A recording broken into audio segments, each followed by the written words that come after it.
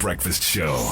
The city's biggest conversation. Welcome to Management Development Month. Today is the first day of our second week focusing on managing people and organizations. The program is brought to you by UT Bank, the unique bank for real people. This morning, my question is simple. How do you halt the turnover in talent?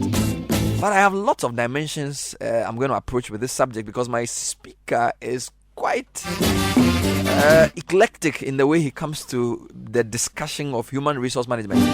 Now, there's the Michael E. Porter, and then there's Michael A. Porter. Now, Michael A. Porter is my guest, an international management development trainer, writer, speaker, a globalist, and a people expert.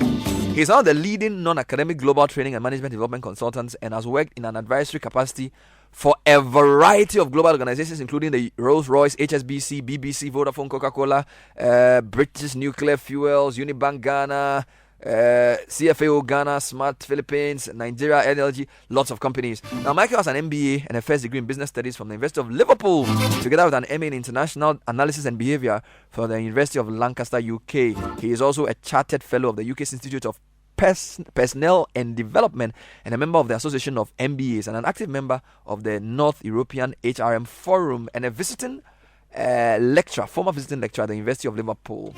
Now, he interestingly is a former Bolton Wanderers FC football player, and he works with its former players committee. Inshira is grinning from ear to ear because Inshira is also a former footballer. Okay, now Michael is a regular contributor to specialist HR publications and many professional journals. He's published a very successful HR Global Journal 2011 and published his books Mentoring in the Fast Lane, and released a number of training DVDs as well. Alright, so a lot to say about Michael. Probably I'll put a copy of his CV online for those of you who want to read more about him. But we'll be discussing the human resource subject of halting the turnover of your talent. And then we'll talk about a few new things. Michael is working on a new management model he will share with us. He speaks about generational psychology, which is the difference in generations and how they approach life. And he's done some work there as well. And of course, I'll ask him a few questions about how to relate the topic of football to management. So, Michael, good to have you in Ghana again. Good morning. How are you doing? Yeah. Good morning, Bernard. Yes, fine. Thank you. Nice to be here. There's a lot to talk about and there's so little time. You are unbelievable. You've worked in almost every continent now. Yes, that's right. Yes, this last 10 years, my work has become truly global, and I'm working across Africa. I'm working across Asia, the Middle East, and Eastern Europe. So I'm far spread. What are you? A trainer, a consultant, an academic, a teacher? How do you describe yourself? I'm not really an academic. I'm more of a practicing practical consultant, writer, speaker, author. So I'm very much in touch with the business world, and most of my work is actually working within organizations. So. Let me start with what I called you here for, and then I'll end with other issues of mutual interest. So I want us to discuss halting the turnover of talent, and that manifests itself very interestingly in some sectors in Ghana. But before we even get there, generally, how important is talent in today's competitive environment? Well, managing talent is probably one of the most important considerations that organisations need to take into account.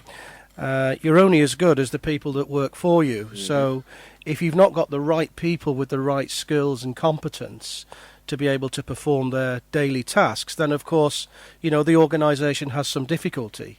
So having the right people in place can make a big difference in terms of the success or failure of an organisation. So it's fair to say that a lot of the competition at the highest level for global organisations is a competition for the best talent. Absolutely. Yeah. Yes. So, in terms of, if we look at the global climate at the moment, the so-called mature countries, a lot of them are really struggling financially. To a certain extent, the recruitment of the youngest talent at the bottom end has dried up a little as organisations are starting to retract. They're starting to release staff rather than recruit them. So there is a global problem at the lower end. And I think, this needs to be addressed. If we look at Ghana, for example, 60% of the population is under the age of 24. So clearly, for the future, it's nurturing the younger people to come through, and be experienced and have the right skills and competencies to take up the right jobs within organisations. So that's a big problem in itself at the lower end, but there's competition at the higher end for the very best talent. Yeah, at the higher end, of course, the problem is globally at the moment. There's a mismatch because there's lots of people looking for jobs on the market. However, the problem is that they don't possess the right skills and competencies to be able to fill a jobs, and something like 34% on average of all jobs advertised are unfilled due to the fact that the people do not possess the right skills, competencies and talents to be able to perform the task. So we have a global mismatch, and it's a big issue, and this needs to be addressed. That's a very big statistic indeed. 34% of jobs advertised don't get filled because people don't have the talent. Mm-hmm. But how can an organization position itself to not only attract but also keep the very best Yes. people? Yeah, this is a big challenge, and I suppose if we look at people in terms of if they want choice, therefore they what sort of company do people want to work for? Well, in nowadays, it's about positioning of the country. It's about being ethical. It's about having the right brand. Being able to attract the right type of employee. So organisations must be able to enhance and develop their brand. If they have a strong brand, it's going to attract the right sort of people. Mm-hmm. It's like, Real Madrid, Chelsea, Manchester United. They have a strong brand, so they will attract the best talents. And it's the same in the world of business, people are attracted by a strong brand. But what attracts people to a brand may not necessarily be what keeps them working with the brand. Well, that is another issue as well. I mentioned to you before about the the generational issues. We have at the moment 5 lots of generations working in industry. We have the matures, example Tina Turner. Mm-hmm. We have the baby boomer, example Barack Obama. Mm-hmm. We have Generation X, example Angelina Jolie. Mm-hmm. We have the Generation Y, example Justin Bieber. Mm-hmm. And we have the Generation Z, example Willow Smith, the daughter of Will Smith. Mm-hmm. So who are not quite yet into the work frame. So what we've got there are 5 different generations, each coming at things from a different mindset. Mm-hmm. Now, by 2030, 50% of the working population will become from the millennials, the Generation Ys. And that's Justin Bieber's generation. Yes, okay. Yes. And by 2030, the global average is that 50% of the workers will come from Generation Y as the matures and the baby boomers start to retire. Now, the mindset of Generation Y is slightly different to the mindset of, say, a mature or a baby boomer. Mm-hmm. The Generation Y or the younger person will expect maybe to spend 2 to 3 years in a job. If nothing happens, and this is all dependent upon market forces, of course, and availability of other jobs, they'll either look for a promotion. If not, they'll move. So the younger people, what I'm trying to say, have more flexibility in terms of if the opportunity doesn't arise, they will look elsewhere to take the job. That makes retention of talent very difficult. And so organisations must think deeper in terms of how we can retain. So in terms of an organization that hires predominantly people of Obama's age or baby Mm-hmm. boomers, the approach is certainly different from somebody who hires people in their 20s. Absolutely. For example, the baby boomer and the mature, they're probably okay with IT products, but not as au fait in terms of Facebook and WhatsApp and all these issues. The gadget generation is by far the younger people. And of course the matures and the baby boom would prefer to make a phone call rather than send an email. And so not all of them, but lots of them work in different ways. And the challenge is making sure that the generations are working in unison. Sometimes there's conflict in terms of the way things are done. Are these global differences in the generations, or these are very Western in terms of the way they form? I mean, of course, the examples you used were Western examples, but for listeners who don't know this, probably want to just explain again. A mature or a baby boomer. Baby boomers were born in the 50s. That's right. Okay, yeah. the matures were born early 40s. Yes, correct. And then the Angelina Jolie's group are people in their between late 30s and mid Absolutely, 40s. absolutely. And then Justin Bieber's are below 30, from like teens to 30. Yes. So, are there global differences in behavior that cut across for all these generations? Yes, the phenomena is global. However, the difference is cultural. And one must not forget, that when you're working globally, you have to be aware that some things work in one country but won't work in another. So there needs to be respect for culture. But the mindset of the younger people, there's a common denominator, and it's very strong. So that's not to say that everybody has this mindset. Of course, there'll be younger people, who will go into their first job and they will spend 5, 10, 15, 20 years working for that organisation. That will still happen.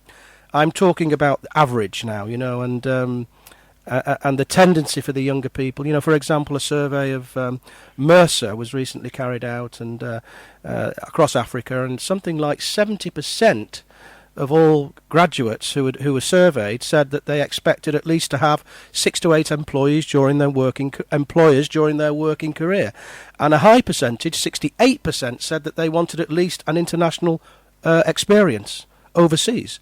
So you can see that the sands are shifting very much, and of course the recruitment market has become very much global.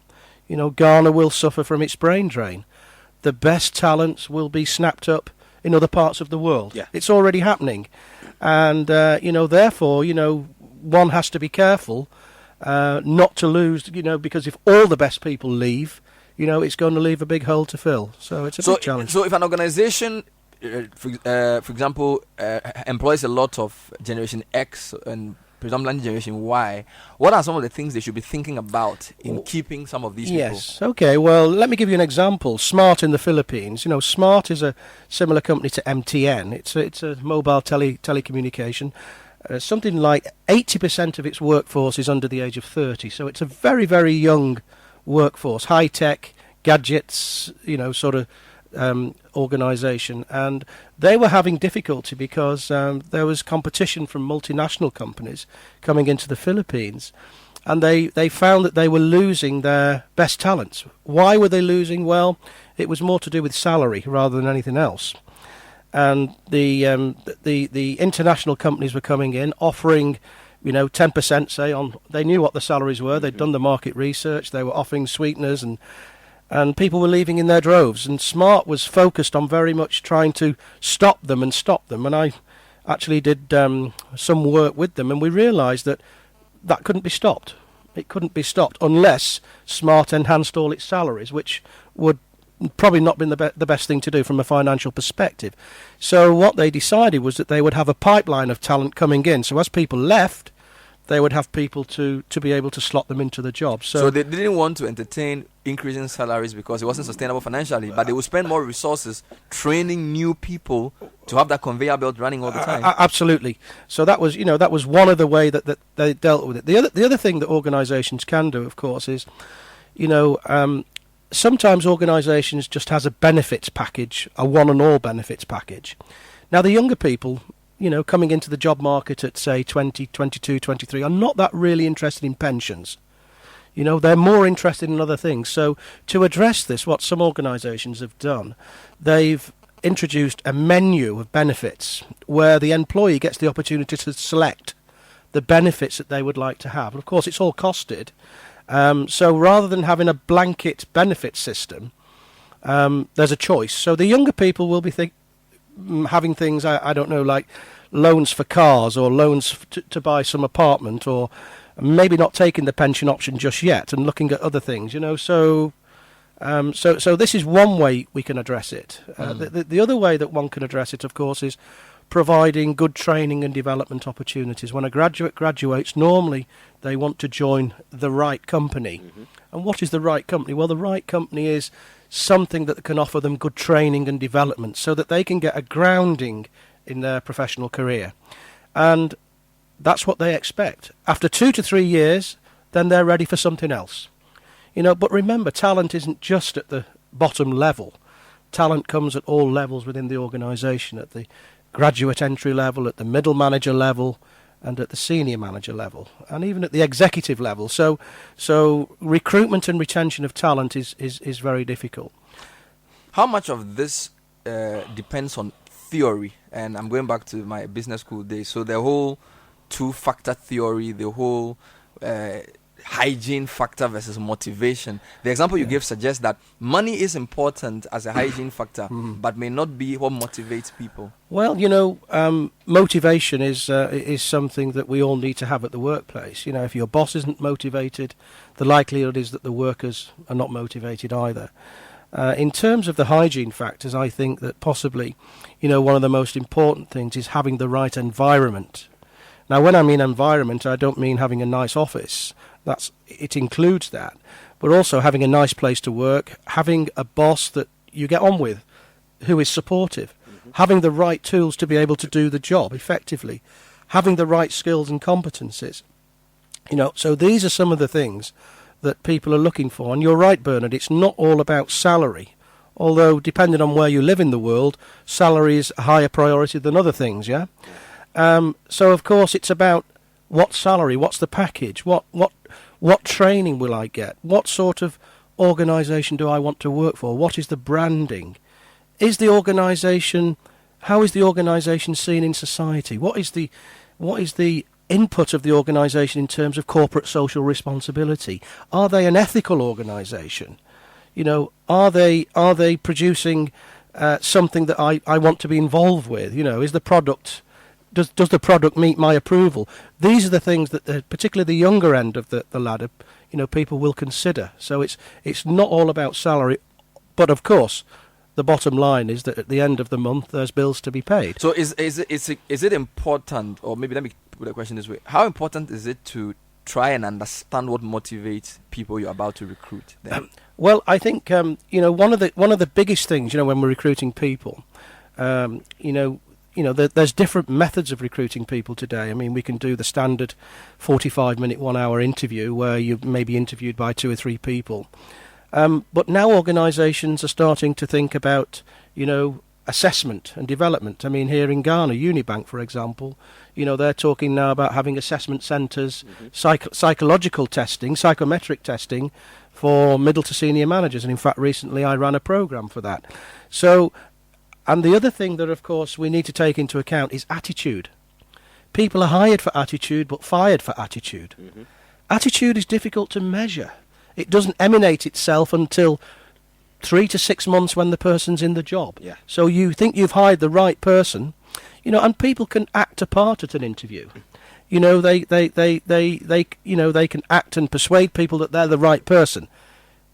And hopefully, in most cases, that's the case. But sometimes the attitude of the individual isn't just right, and therefore there's a problem for the organisation. So that's why many organisations now have the 6-month probationary period. Because there's no way you can predict attitude. No. It manifests itself in unique situations. Absolutely. There's no measure for attitude. It's very difficult. You can have all the personal profiling, you can have all the occupational personality questionnaire, all these tests. It will give you some evidence, but it will not give you a true reflection. But that must be frustrating for somebody like you, because as an HR consultant brought in, if a company is recruiting, you can do all the tests for aptitude, but then you get the best candidate, and 3 months later you find out that this person's behavior is just not right. That does happen sometimes, unfortunately, and there's no 100% sort of watertight system where you're absolutely convinced that it's the right person for the right job. You know, and it happens in all walks of life, in the world of business, in the world of sport. You know, in lots of, you know, people are appointed into roles, and for one reason or other, they don't. It doesn't make out. You know, why do people move their jobs? Well, there's 3 main reasons for that. You know, the first reason is that they're bored. You know, they're not being given enough exciting things to do or enough challenging things to do. The second thing is that they're not happy with the terms and conditions. But the major reason why people leave their job is that they don't get on with their boss. There's some sort of conflict with their boss. So, you know, if organisations know what the 3 real reasons are why people leave, then retention should be focused on those 3 areas.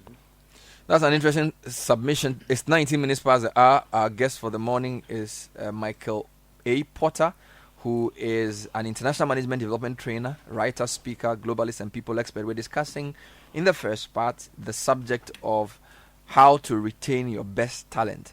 we will be bringing in other subjects which are related. He has a management model that he proposes and teaches. He will be broaching that subject. And also, being a former footballer, he says there are lessons we can pick from football in management. So I'm sure I just wanted you to, I'm sure you have a couple of questions on this retention. That's right. Yeah.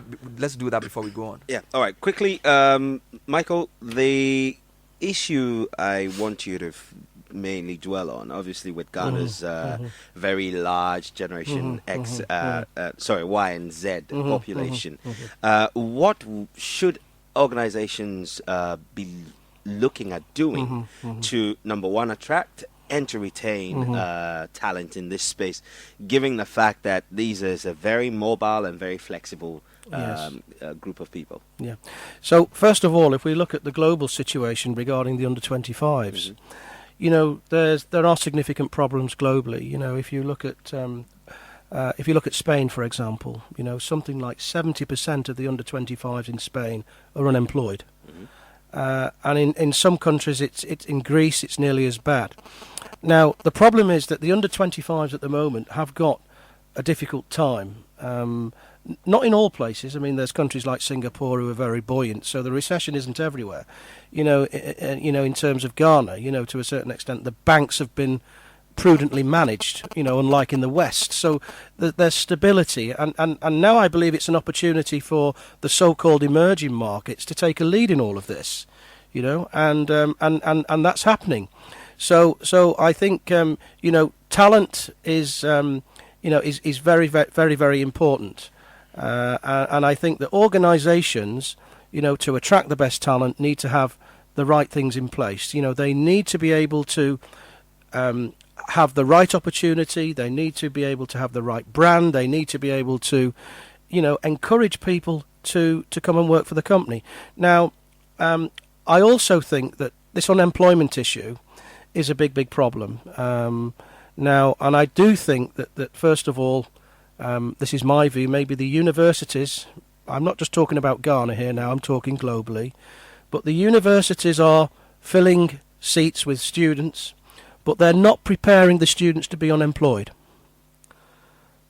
Now, can you repeat that? They're not preparing the students. Well, I don't think they're doing enough. Let me rephrase that. Please do. The universities, and I'm not just talking about Ghana, I'm talking globally now. Based on my experience, you know, there's people who are undertaking graduate studies, and they're coming out of the university with a qualification. In many cases, there's no jobs for them to go to. Yeah. You know, and I do believe that the problem is that maybe we have to be a bit realistic. You know, in Spain, if there's 75% of the under-25s unemployed, we have to be realistic about this. We can't say that everybody will get a job when they graduate. So I think the issue is, first of all, that maybe the universities or governments or whoever's responsible for this needs to prepare people that they may be unemployed or they may get a job. Yeah. The second thing is as well that the younger people are finding it very difficult to get jobs because they don't have any experience. They have the academic qualification and the certificate, which is to be applauded. You know, good level of education, but employers are reluctant to engage with them because they don't have experience. So how can a graduate get a job if they have no experience? Well, one of the things that we've done in our offices are in Carrington in Manchester, quite close to the training grounds of Man City and Man United for those who follow those teams. You know, what we've done is we've set up a work experience program, and what we do is we take people from university who can't get jobs. We offer them exciting projects. We have 5 desks, which are hot desked. So up to about 10 to 15 graduates during the week will come in and do some project work with us. We don't pay them a salary. We pay them expenses to get back and to from work. We also coach them and mentor them. We help them with their CV. We help them with their covering letters. And we also introduce them to our global network and try for them to get a job. So I think organisations, maybe we can do more. I think for the graduates, and maybe, you know, give them the opportunity to do more work experience. I must commend the National Service here in Ghana. You know, that does give people experience, But I think there's more we can do. Interesting. I totally agree, and it's incidental that coincidental that you're talking about the work experience program that you organize. Now, should and this is just very general. Should organizations start looking at maybe diversifying their corporate social responsibility dollars or pounds or CDs into providing some kind of training that ensures that the pipeline is always full? Yeah, I think that would be commendable, and I think certainly if organisations did consider this, it's going to enhance their branding. So yes, CSR isn't just maybe about giving money to a good cause. It also could be providing somebody who needs a helping hand, to get some experience, to get them on the ladder of their career. So yes, I think this is a good opportunity for organisations to consider. It does take some resourcing, it does take some effort, but hopefully, it's also a good opportunity to see how the graduate or the younger person performs in the job.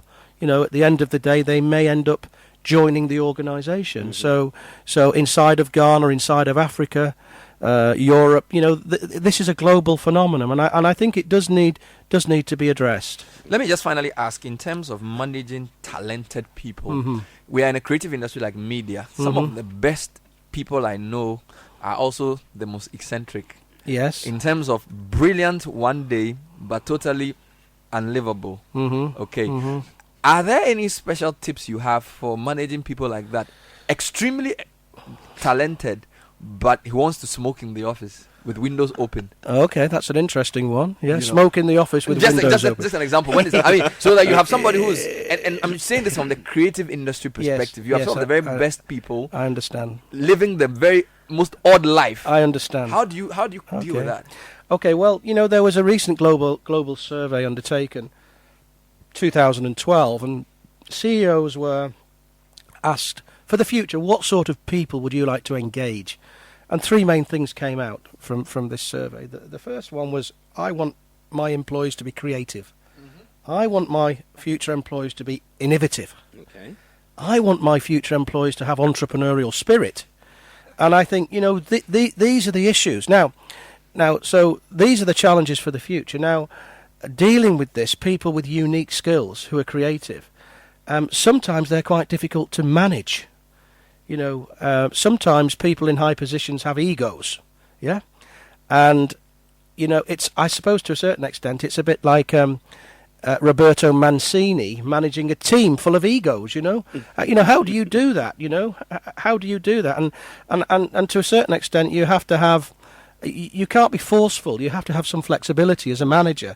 Otherwise, everybody will be leaving in droves. So, for those people who want to smoke in the office with a window open, so be it, as long as it's not causing other people too much discomfort. If the person has unique talent, we have to be patient with that, and we have to live with it. But of course, we also have to take into account the feelings of the other workers as well. So I think it's a good place to bring football in. Lessons from the world of football for management. Now, for those of you who don't know, Michael played for a number of teams, the most prominent of which is Bolton Wanderers, where he left in 1977. We understand there was a particular season he scored 76 goals, 15 of which were scored in one match. Yes. Yes. That took some doing, I also missed 2 penalties, so it should have been 17, but there we are. Now, from 1978, Potter continued his football career as a semi-professional, playing for Chester FC, English League Division 3, Rancord FC is the Northern Premier League, St Helens Town, and a lot of lower teams. He retired in 1987, aged 28, and he still is playing for Bolton Wanderers. So now you're in management practice, you're training people. Are there any lessons from the training field that you, every now and again, want to bring in? Yes, that's a good question, Bernard. And I think, we've a lot to learn from the world of sport, into the world of business, and, let me give you, when I was a young talent, I was very fortunate in my younger days to be playing with a good team. I had some very professional coaching, some very professional mentoring. And when I started my apprentice traineeship at Bolton Wanderers, in those days, players like Sam Allardyce were playing in the first team. He was a big centre half. We had Peter Reid, former England and Everton manager, as a midfielder. Peter Reid, yeah. And, a number of other players that I won't go through them all. And, of course, when you're a young boy going into all of this, you look at some of these people and you think, whoa, these are role models of the future. And these people were, my coach coached me, he helped me, he taught me. And one day he came up to me and he said, Michael, you're only as good as your last game. And I think that's true. And I think, if we put that into the world of business, you're really only as good as your last project, or you're only as good as the last job that you completed. So, so I think that, we can learn a lot from the world of sport, particularly around mentoring and coaching. Mm-hmm. If we look at, let me give you an example of maybe some good talent management. Sir Alex Ferguson, we can all relate to him. Now, as well as being a good manager, he was also a very good coach and a very good mentor. And going back about 3 or 4 years ago, maybe a bit longer, 5 years ago, he had a young player there called Danny Welbeck. Mm-hmm. Now, Danny's parents were from Ghana. And of course, he's British. We're pleased he's British now, so he can play for our national team. But during that time, Danny was struggling to break into the first team. He was a young 19-year-old with high potential, high potential talent. Yeah, he could not break into the first team because he was up against top players. So what Sir Alex did, he spoke to his former team captain Steve Bruce, who at this time was managing a team called Sunderland, who were also in the Premier League. And he said to Steve Bruce, he said, Steve, look, Danny, he's a young man of promise. He has talent, but he needs experience. He hasn't got the experience. We need to give him an opportunity. So Steve Bruce said to Sir Alex, well, if you let him come on loan for me for 1 year, 1 season, I'll promise you I will give him all the experience he needs in my team. Because he was grateful to have Danny in his ranks. So he did that. And Danny spent the full season playing in Sunderland. I think he partnered with Asamoah Gyan. And in fact, I think Danny took the penalties rather than Asamoah. And he scored lots of goals. Then he came back from Sunderland more of a finished player. Mm-hmm. And that same season, he made his England cap, and he started to feature in Manchester United team. So talent management, is very important. It's giving people the right experience to be able for them to move on a step further and further their career. 2 interesting lessons you've just given us. You're only as good as your last game, mm-hmm. which I think can be very punishing for businesses that are more gradualist. Because mm-hmm. if you are in football, it's understandable to say you're only as good as your last game. Mm-hmm. But if you've been editing a newspaper for like 20 years, mm-hmm. It may be cruel to say you're only as good as your last article. Because there's a whole compendium of things you may have done. Yeah. You're an architect, you've done all kinds of things. Yeah. But is it useful to apply this to other areas? Which if you had a team of doctors, could you say to them you're only as good as your last operation? Or if you had a team of engineers, you're only as good as your last project? Well, yeah, and that's a good question, Bernard. But I think to answer the question, the issue here is that even though we may be the most qualified people in the world, we may have a first-class honours degree, we may have an MBA from Harvard or an MBA from Warwick, or even we may have a PhD, but that doesn't say that we're always going to be on top of our game. So I think the issue here is maintaining one's credibility and competence, and there's three letters that I would suggest. CPD, it's called Continuing Professional Development, and it's about ensuring that your skills and competencies are kept up to date, because experts, if they're not careful, can become dinosaurs. Mm-hmm. And in today's world, I think it's a jack of all trades and a master of none. And I think today it's having enough tools in your toolkit to be able to do more than one thing, to be good at a series of things, or to have knowledge and experience of a series of things. So that's the challenge for the professional today, to have broad brush experience and knowledge. Although there is always a need for specialists, we need to keep our skills up to date. Interesting you brought Sir Alex Ferguson in your discussion. for me, something that comes to mind, you take the record of Manchester United in terms of their performance for the past 30 years, and then you take a team like Chelsea. Manchester United have had one coach, and they've been successful generally. Chelsea have this new approach of changing coaches every year, but it seems to be working fine as well. Well, yeah. So is it to say that with football, as with other aspects of life, there isn't really one way? I mean, because the Chelsea way and the Man U way are orthogonal. Yeah. Yet you could say that in the past 8 years, both teams have been very successful. Yeah, without doubt. I mean, I have to be careful what I say here because I don't want to offend Manchester United or Chelsea fans.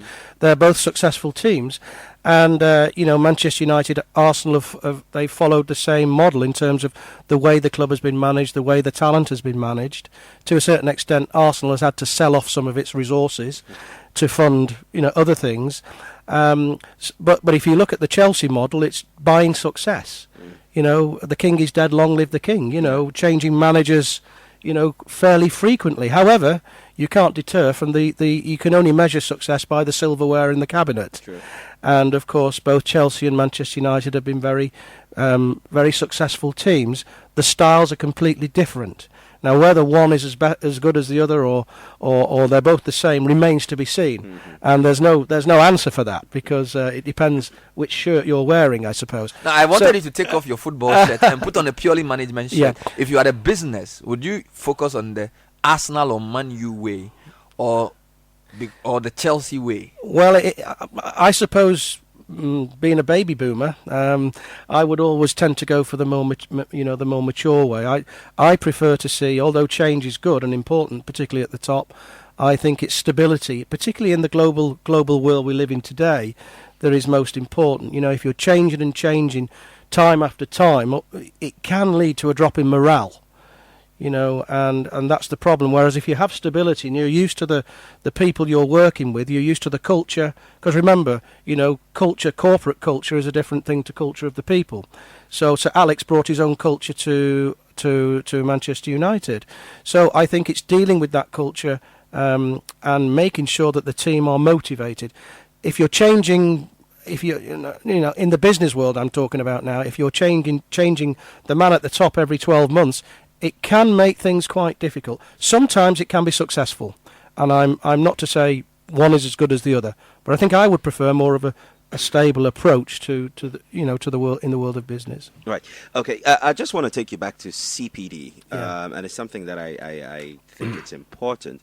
How would you distinguish? Would you say soft skill versus core skill training as part of CPD, given the fact that we live in an environment where people are moving constantly, and as a result having to deal with new things every day? Well, I think one of the biggest challenges I think for organisations is that I think to have at least a competency framework in place where they can identify the core competencies required for the employees and also maybe non-core competencies. And I think if they can recruit and train to those core competencies, it's going to make the organisation a lot more efficient, rather than just recruiting on a gut feeling that person is the right person for the job. This is where sometimes people are hired and they don't have the right competence. So I think, to address this, I think a management competency framework, which most good organisations will have, does help the organisation to ensure that they're getting the right people. And you can also use the framework then for training and development, for leadership, for management skills, and also for technical type training as well. So a starting point, for any organisation would be to have in place a good, robust competency framework. Exciting stuff coming through from Michael Porter, our guest on Management Development Month. This is the first day of our second week. We've been talking about how to retain your talent, and he's given us some interesting things to think about. Being a former footballer, we've thrown in a few issues of football. I have a final question on football before he addresses his new management model, something he's developed and he's using in his trainings. But my final point is again on football. So you have two contrasts. There are teams which are described as full of egoless people. So even the national teams like the Zambian national team that won the Africa Cup of Nations, or Man United for many years, you don't have a prima donna. Most of the players are equal in the eyes of the law. Then you get the other Galactico model. So in Real Madrid, you had Zidane, Ronaldo, you had Luis Figo, players who were paid like 6 times what other people in the same team were earning. Again, with both models, you can have success, where the Galacticos dominated Europe in those years, but then you have a Barcelona now where everybody's treated equally, and yet they're still successful. Applying that to management, what are your comments and your thoughts? Well, I think my thoughts are quite simple, and if somebody has a unique skill that makes them head and shoulders above everybody else, so be it. And to a certain extent, somebody who carries uniqueness should be compensated for it. If organisations, whether they're business organisations, whether they're sporting organisations, government organisations, or whatever, they will pay for people with unique skills. And these are the top talents we're talking about now. In terms of the world of talent management. If you look at Usain Bolt, he seems to be running faster every week. He will be paid a premium payment to turn up at a Grand Prix, whereas another, less known 100-metre sprinter would be paid less. So I think this uniqueness is very important. And also in the world of business, if you've got some experts, let's say on the IT side, on the, if you look at financial services, let's say on fraud, let's say even in the oil industry, the people who it's important to garner the people who search for the oil, the seismologists. There's not that many of them around, and actually they can name their own salary in many cases because they know that there's a skill shortage, and so therefore organisations are prepared to pay premium rates for skills and knowledge. Why? Because they can get that information very quickly, and it will bring them up to speed. Let's talk about your management model that you spoke to me about. What is this, and what are its applications? Okay, so for those people who work in a people management role like myself, it's affectionately known as human resource management, or HR. Since 1994, there's been a model in place called the HR business partner model, and many HR practitioners will be familiar with such a model. And this was devised around about 1995, so it's been around now for quite a while.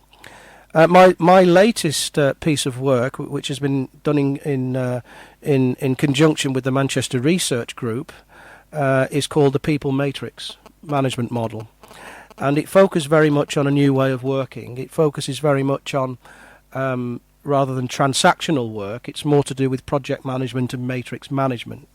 So the model says that for the future, the world of work will change. For the future, the demographic situation will tell us that the generations, at the top will slowly retire, and that the younger people will come through. So we need to be prepared for all of this. You remember, in 20 years' time, 50% of the working population, that globally, will be from the millennials.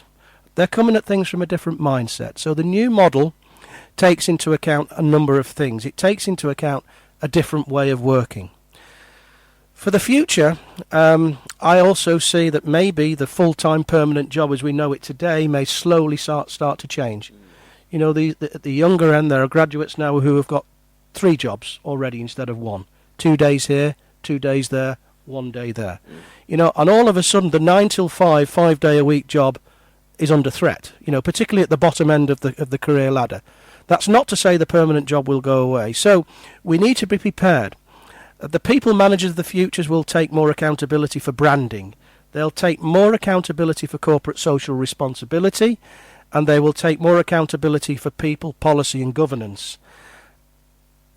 In the future, people might not be working with the team they've always worked with. They might be working in a matrix management structure where they're working with people from different parts of the organisation.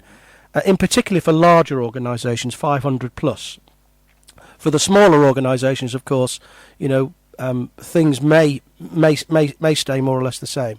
So I think the challenges for the future is the way of work is changing, the way things are done are changing, technology is changing, Project management qualification is a must now for young people. So, if you're a young graduate out there with a business degree, also consider getting some qualification in project management. Project management, matrix management is the future. Remember that. So the new model, I'm hoping, which is being run out globally, it's already been in Poland, it was in Bahrain 2 weeks ago, it's going to Nigeria in September, it's going to South Africa in November, and Bangladesh in January. So this model is being rolled out, and hopefully professionals of the future will start to look at it. It's being piloted by around about 4 or 5 organisations already. It's interesting you say it will be piloted here and there. I'm not too sure if it's working in Ghana, because I've always asked myself why people have to physically come to work. Yes. Why can't I sit home? I'm not talking about my job, but why can't I sit home? Because we have internet, we have the cloud, we can share information. There's traffic. It's a no-brainer. Why do I have to leave Adenta and drive 2.5 hours and go to Accra Central to work? It's more like a mindset barrier for us to adopt this matrix and project management model. Yeah. Well, you've raised a good point there, and I think for the future you're exactly right. It took me an hour to get here from Labadi Beach Hotel this morning, where I'm lodging, and the traffic was very high Monday morning. So the question is, why do we go to the office? Why can't we work from home? And one of the biggest issues I think that the model looks at as well is work-life balance. Mm-hmm. If you ask the average person, I work 40 hours a week, do you take work home with you? Maybe 2 hours a day. That's 50 hours. How long does it take you to get into work? Maybe an hour, maybe 2. So that's 60 hours. And all of a sudden, 60 hours have just gone. So why can't we work remotely from home? And I think, these are some issues that organisations are starting to address now. And they're saying to people, look, work from home 1 day a week or 2 days a week. You don't have to come in the office all the time. Of course, research suggests that if people are working from home, they become a bit more disciplined. Now you'd think that maybe if they were working from home, there's a tendency to watch the TV or the soap opera, but while people are at home, they tend to be more disciplined in terms of what they do. Is this a fact? It's a fact. There's been some research carried out, and even you can with Skype and everything else, you can even speak to your boss from your home. People can see you in the home, webcam and all these things.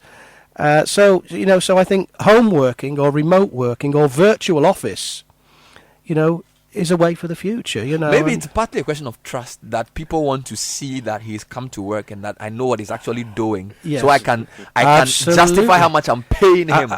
Absolutely. But, just because somebody clocks on and clocks off, maybe they don't do it physically, doesn't mean to say they're any productive at work than they are at home.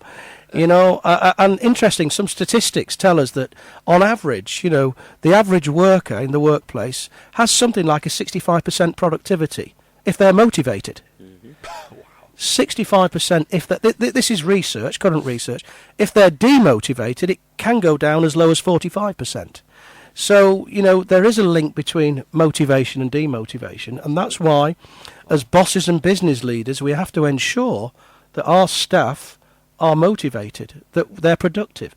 Motivation equals productivity. If you have a motivated employee, they're going to be very, very productive. They're going to be more productive than if they're demotivated. Is there a book or some document on this project and matrix management model? Yes, there is. I've written the article, and for people who are interested, of course, I could make that available to you, Bernard. If there is a book going to be produced. We're in the process. We have done the article. It's then the book. The workshop, 1, 2 or 3 day workshop, is being rolled out. There's the opportunity for that. Well, I always, I love branding. Now, one of the things that we all can appreciate is branding being a value-based phenomenon for running businesses. Now, how do you relate motivation to the way a brand is positioned in order to attract and, more so, to retain the talent that they already have? Okay, that's an interesting subject. Let me give you an example. Google. Google or Facebook, they're companies that 20 years ago were not here, and now they're probably two of the biggest global companies with offices all over the place. Okay. And of course, their brand is a fairly high brand, and it attracts different types of people.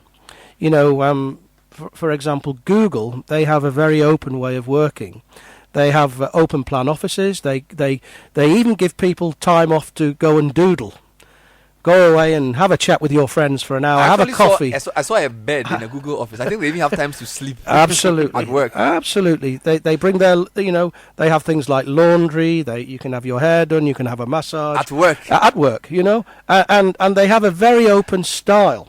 But actually, the type of people they employ are high tech, scientific, sort of highly sort of qualified experts, with USPs, unique selling points. Absolutely. And of course, they're attracted to the brand. There's not many people over the age of 35 working for Google and Facebook. They're attracted by the brand, and the organisation has addressed this issue of the generational psychology and realised that the younger people, they like work-life balance. Now, when they go off to do this doodle time, which sounds great, I wouldn't say for all organisations in Ghana, give your time. I want people doodle off to do doodle time. To just loaf around and draw a few circles. But actually, there's 3 products that have come from encouraging their people to be creative. I think Google Ads, Gmail, and I can't remember the other one. There's a third service that was developed through these people going off on their own and coming up with creative ideas. So you see, for them, it's worked. So, but again, it depends on the culture of the organisation. Not all organisations can do that. Not all organisations have to be creative. Maybe some organisations are providing a service, and that's it. So would it be fair or safe to say that organisations looking to be successful into the future have got to start taking, into account in building their brand some of these changes? Absolutely. The way of working now is that we all need to be flexible. The stronger the brand, the easier life becomes. It's also for an individual. The bigger the network, the easier life becomes. If you've got a small network, your opportunities are small. If you have a big network, the opportunities become greater. So branding is very, very important. It takes a long time to build up a good brand, and it can take just one incident to destroy it. For example, BP. They came out with this new beautiful logo, the green yellow logo, eco-friendly, and then Beyond Petroleum. Yeah. And then there was the big disaster off off America, Mexico, which we all saw the pictures of the seabirds being pulled out of the sea, covered in oil. So branding is very important, but we have to protect that brand. Exactly. And we and this is why a strong brand for the future is so important. Michael, it's been incredibly enlightening talking to you on a wide variety of issues, starting off with the retaining your top quality talent. Then we broached the subject of football, and then we came back to the management, the people management model, the people matrix model. And then, of course, finally, a few questions on branding, and then the insightful deconstruction of the generational psychology, which is something I really want to get more information on. Thank you so much for appearing on the Management Development Month, and hope we can talk again next time you come through. Yes, that would be great. And I'd just like to add that I forgive him for not citing the Jack Wilshere, Arsene Wenger mentorship example. Yes. He lives in Carrington. Carrington is like where especially that Jack Wilshere's exposure was at Bolton Wanderers. Yes. But I mean, but never mind. Apologies for that. And of course, Jack Wilshere he's an absentee Arsenal fan. A great he's a great talent as well. So So apologies. There will be a replay of this interview tonight at 7 o'clock. Make sure you listen. It's really, really enlightening. Michael A. Porter, an international management development trainer, writer, speaker, a people expert, and a globalist. One of the leading non-academic global training and management development consultants, and has worked in an advisory capacity for various organizations. He holds an MBA and a first degree in business studies, and he's done all kinds of things. Watch out for tomorrow on the Management Development Month, where I have Dr. Goski Alabi. She is from the University for Professional Studies. Now we'll be talking about TQM, Total Quality Management. just can't get enough of these presentations by my guests. Meanwhile, having delivered excellent service in general insurance, life insurance, and financial securities for decades, we present a new identity, a new front, the Enterprise Group. It's a service revolution, reorienting the perception of financial service solutions in its true sense. We deliver on friendliness, trust, reliability, excellence, and professionalism. So whether it's general insurance, pensions, life insurance, or properties, Enterprise is your solution. Visit any Enterprise office today or log on to enterprisegroup.com.gh for more information. Enterprise, your advantage. We've been providing the world with the best locks and security solutions since 1994. Our name is Asa Abloy. We offer different types of locks to meet different building and different security and safety requirements. We have products with the right quality, design, and price. And whether it's fire doors, bulletproof doors, hotel systems, and card locks, access control devices, fire exit devices, or more, we have the best. We have brands like Yale and Union to meet your needs. Call 0302-778-029. Email info@asaabloy.com. Asa Abloy, we're the solution to your security needs. With the promise of superior quality banking, Cal Bank opens a new state-of-the-art banking hall at Achimota in Accra.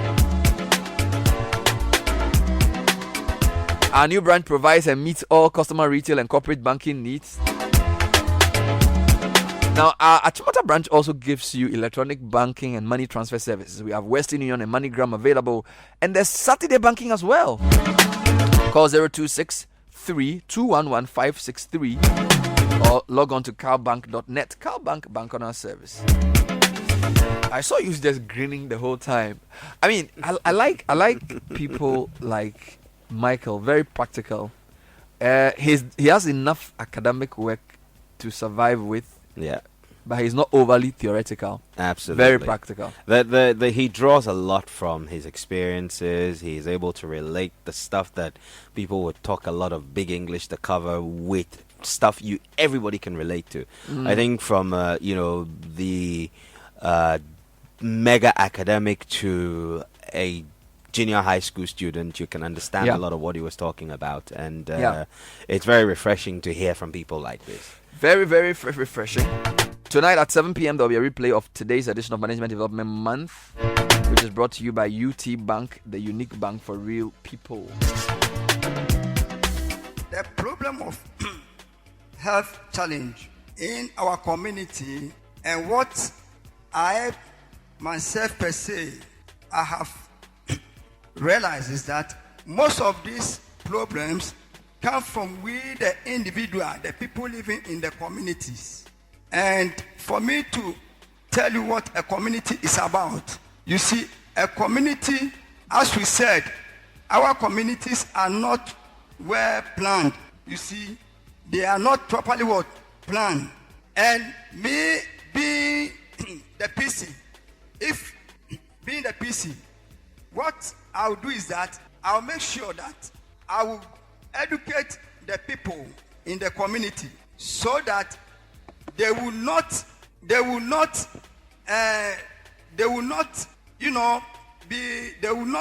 always be putting things like domestic waste. You see,